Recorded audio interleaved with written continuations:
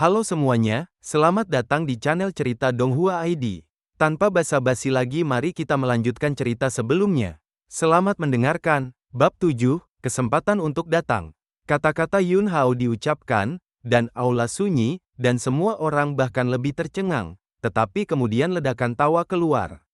Kamu kecil, karena kamu sangat berani, maka aku akan memenuhimu, dan aku akan bertarung ketika saatnya tiba, dan aku akan mengalahkanmu seperti anjing ketika saatnya tiba.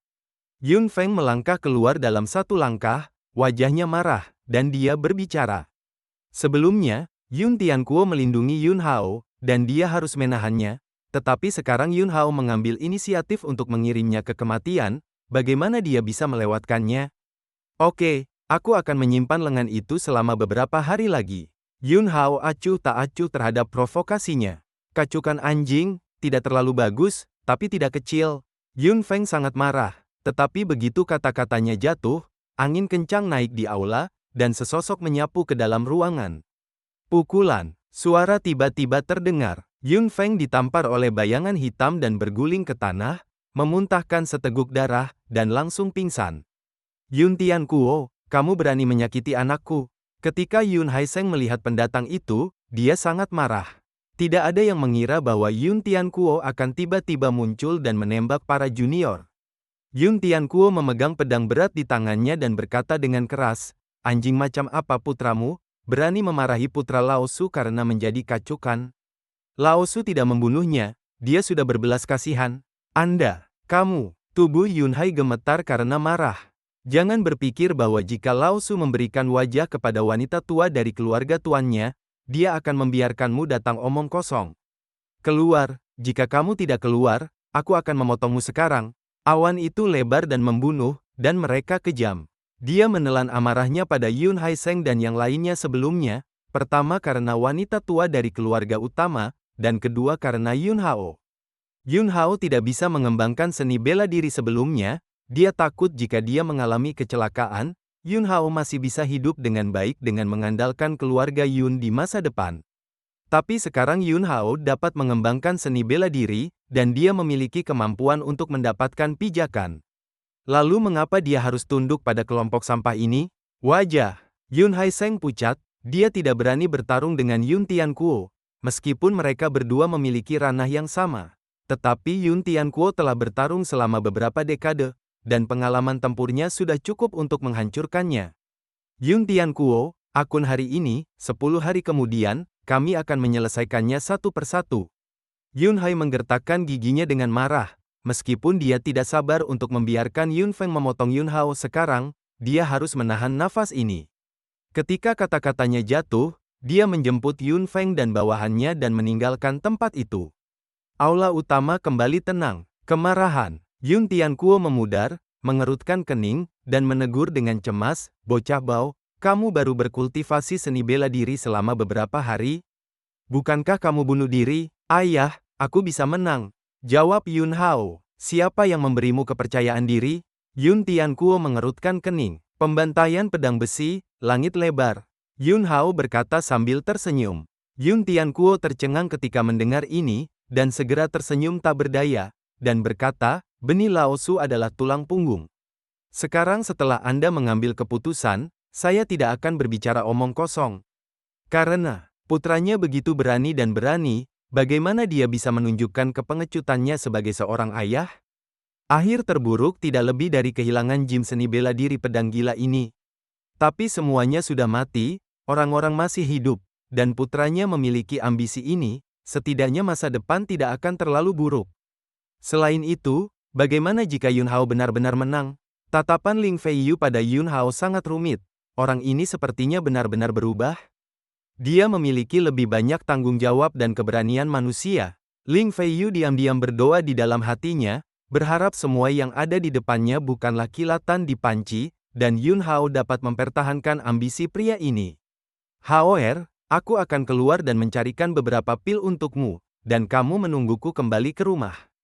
Yun Tianquo tiba-tiba berbicara, dan kemudian tanpa menunggu Yun Hao menjawab, dia keluar dengan pedang berat di punggungnya. Ling Feiyu melihat punggungnya dan berkata dengan suara rendah, Paman, aku seharusnya meminta seseorang untukmu lagi. Petik 2. Yun Hao mendengar ini, hatinya bercampur aduk, dan rasa urgensi untuk meningkatkan kultivasinya bahkan lebih kuat. Dia harus menjadi kuat sesegera mungkin, dan dia tidak bisa selalu hidup di bawah sayap ayahnya. Aku akan berlatih pedang, dan di malam hari, kamu ingat untuk datang ke kamarku. Yun Hao meninggalkan kalimat seperti itu, dan pergi tanpa melihat ke belakang.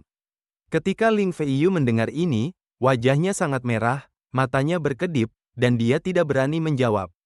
Ketika Yun Hao meninggalkan aula, dia cemberut dan mendengus pelan, "Fiu, murid yang luar biasa, sebelum kamu menikah, kamu selalu mengingini tubuhku." Petik 2.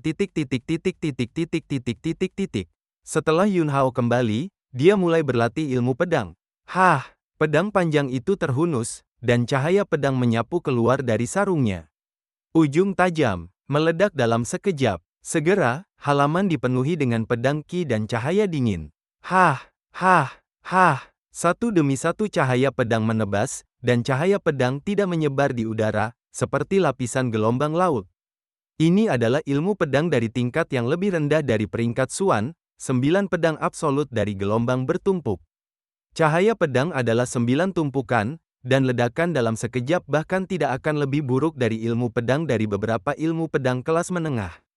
Meskipun dia mahir dalam puluhan juta ilmu pedang, tidak ada kekurangan ilmu pedang terlarang di luar peringkat surgawi dan di luar peringkat surgawi, tetapi cara untuk mengembangkan seni bela diri tidak semakin tinggi tingkat ilmu pedang, semakin baik, perlu untuk menggabungkan situasi aktualnya sendiri.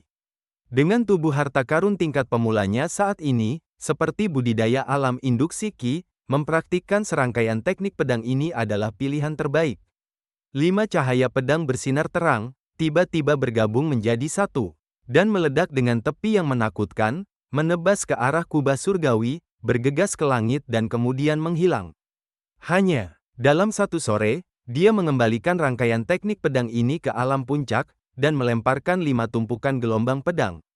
Jika wilayahnya cukup, dan vitalitasnya cukup, dengan kekuatannya, dia dapat sepenuhnya mencapai puncak dari rangkaian ilmu pedang ini, 9 tumpukan gelombang pedang yang perkasa. Prioritas utama adalah meningkatkan kultivasi Anda. Yun Hao menghela nafas pelan. Saat itu, ada ketukan tajam di pintu. "Bocah Bao, cepat ikuti aku." Suara tebal, Yun Tiankuo terdengar, dan ketika dia memasuki tempat latihan seni bela diri, dia buru-buru menarik Qin Hao keluar. "Ayah, apa yang terjadi?" Yun Hao terkejut dan bertanya dengan mendesak. Yun Tiankuo berkeringat di sekujur kepalanya, dan berkata dengan tergesa-gesa, "Su Dansi dari gedung Bao dan berjanji untuk membantumu menemui dokter." "Temui dokter?" Yun Hao mengerutkan kening dan berkata, "Ayah, tidak bisakah aku berlatih?" Tubuhnya baik-baik saja. "Kentut, bukankah kamu hampir mati tadi malam?